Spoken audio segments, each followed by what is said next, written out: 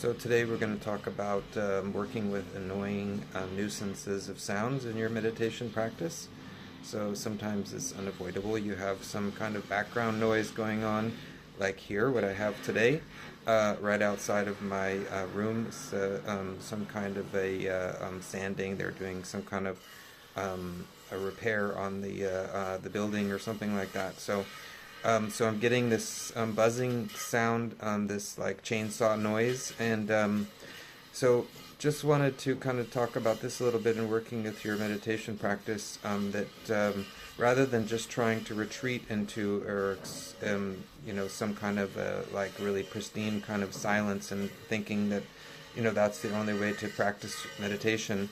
That actually you can work with these different kinds of nuisances and bring them onto the path. So the thing that I would say about it is that what we do is look at the quality of it, and instead of judging it with your normal kind of this sound is associated with this kind of a thing, you take off all of that kind of a judgment and all of those kinds of labels that you put on it, and you just try to see the exact sensory experience directly.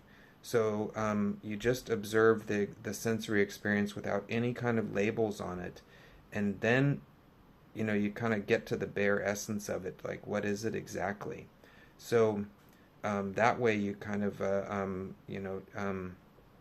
all of the meaning that you impute onto it is taken off of it, and so then you can work with it in that way. So it's a really interesting practice actually to do something like this. I mean, sometimes it's unavoidable anyways.